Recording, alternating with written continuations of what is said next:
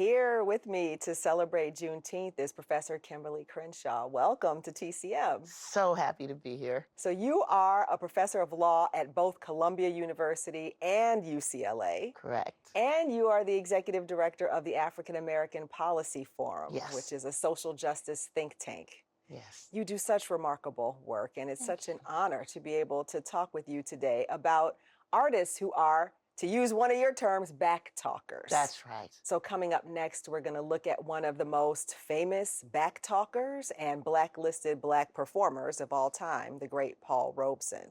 Let's talk about Paul Robeson's significance as an artist, just the diversity of talents that he had. I mean, he was a quadruple threat. He was a lawyer. He graduated at the top of his class out of Rutgers, went to Columbia Law School. He also was lettered in multiple sports. He was a performer, both an actor and a singer, and as we'll eventually see in this film, a producer, writer as well.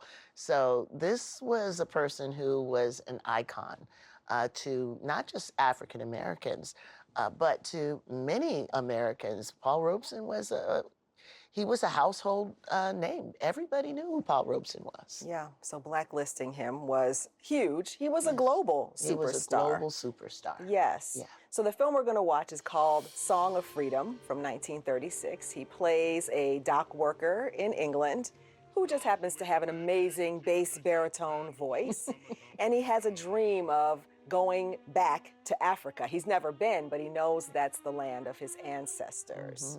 Robeson always thought of himself as this international figure. What do you think is the significance of him understanding himself as a global citizen? Well, you know, he was on the cutting edge of understanding that the struggles over racism, over colonialism, over class oppression were actually linked. It would only come to sort of common conversation a few decades later that, you know, struggles in Africa for independence were connected to the struggles of African Americans here. So he was out there early on making those connections. So it's not surprising that eventually some of those connections would show up in his artistry. Yes. You talked about the fact that he worked on many different aspects of this film. It was important to him, wasn't it, that he was not only on camera, but that he was shaping the kind of image that he was producing on screen. So he has the final cut. And, you know, a lot of artists, particularly those who were more politically oriented, who were advocating for equity and justice, were often frustrated that, you know, what they thought they performed and what they ultimately saw was quite different because they didn't have the final cut. They didn't have a say. So this is a moment where we get to see what Paul Robeson's own vision actually was. Yes. His associations with various organizations, again, got him in trouble with the U.S. government, accusations of being a communist and disrupting the American way of life. Why do you think it was so important to target him in particular? Well, when you have somebody who's such a triple threat, who is so famous, so well regarded, if you can take him out, and there were those, even in the government, directly in the government, who thought that he would be the example. You take him out, ordinary people would think, well, why should we continue to agitate? Look what happened to Paul Robeson. And so at a certain point, he went from making, in today's dollars, millions of dollars to making under $100,000. That is quite a fall from grace. Yes.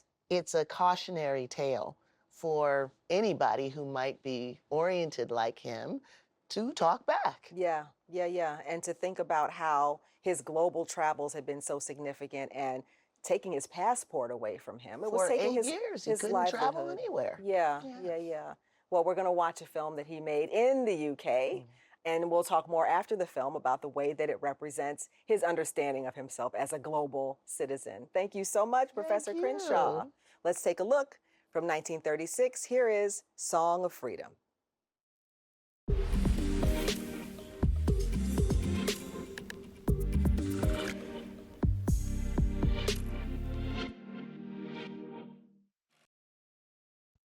back with me to discuss Song of Freedom and Paul Robeson is Professor Kimberly Crenshaw. So happy to be here. So happy to have you here on Juneteenth to talk about this range of extraordinary Black artists and freedom fighters Yes. and back talkers. Yes. So Paul Robeson in Song of Freedom. This is a complicated film. Very. Let's talk about how his desire to go to Africa is represented in this film. Yeah, so, anyone who has these sentiments about how our struggles are connected, that there is a global dimension of inequality that comes from colonialism and racism and enslavement, is going to be drawn to the idea of reconnection.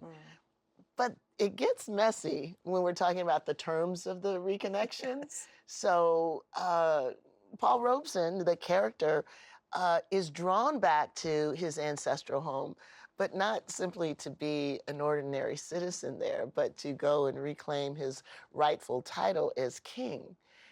That gets a little complicated, right? Yes, It's like, I'm just yes. going to kind of go back and save my people. That has elements of colonialism, obviously. What is it that he's bringing? He's bringing Western ideas, Western technology, and he's treating what he frames as superstition and ignorance. Well, there's not a great deal of difference between his gaze upon the African diaspora and the gaze of the white missionaries. Yes. It's just he's doing it out of love and sort of an ancestral connection as opposed to as, a Christian civilizing mission. It's one thing to want to reconnect. It's another thing to come over here and try to dictate the terms of life. That's a sticky wicket right there. Sticky wicket, yes. And then we might say his whole career is a series of sticky wickets with regard to cinema. Yeah. I mean, we see him in some roles like when he plays Joe in Showboat, who's this lazy figure, or Yes. other moments where he's complicated. He is complicated. That's what makes this one stand out a little bit more, because presumably he has more control here than he did with, Showboat. Right, exactly. So Yeah. it is a reflection, I think, of a set of ideas that at that point we're still developing about how the African diaspora interacts with each other. Yeah. Yes. So you are a professor of law at two institutions, UCLA and Columbia University. Paul Robeson got his law degree at Yes. Columbia University. And when you shared with me that Robeson is not really formally honored at Columbia University Law School. Absolutely. And that is really a contemporary marker of the consequences of the blacklisting. So imagine this is someone who, again, was one of the most famous Black people, artists, entertainers, and also a lawyer. And we don't have a named scholarship, a named chair. And that's why it is important and was important for us to talk about the other blacklists, Black people who are blacklisted, because many people don't know this history, and it's not entirely historical to the extent that somebody like Paul Robeson is not completely and totally embraced. It is the long shadow of the blacklist that we're still dealing with. Yes, the long shadow and the reach of it. There are so many artists. Hazel Scott. Hazel Scott, she was the first Black person to have a television show 3 times a week. She lost that, and the fact that she ever existed was erased. All of the tapes of the show were thrown in the Hudson River. So this censorship, this erasure, this blacklisting, it not only shapes the careers of those who are subject to it, it shapes our memory of them, it shapes the artistry they represent, and the message of their activism. Yes, the histories that we can write and recover. Absolutely. Well, that's why we're here today. Yes. To bring to life the stories of these incredible Black artists. Thank you so much, Professor Crenshaw. Thank you for having me. Please stay here and don't go away, because coming up next, we have a classic by Lorraine Hansberry. Next on TCM, A Raisin in the Sun, then Cried the Beloved Country, and later, I Heard It Through the Grapevine. We listen to James Baldwin tonight.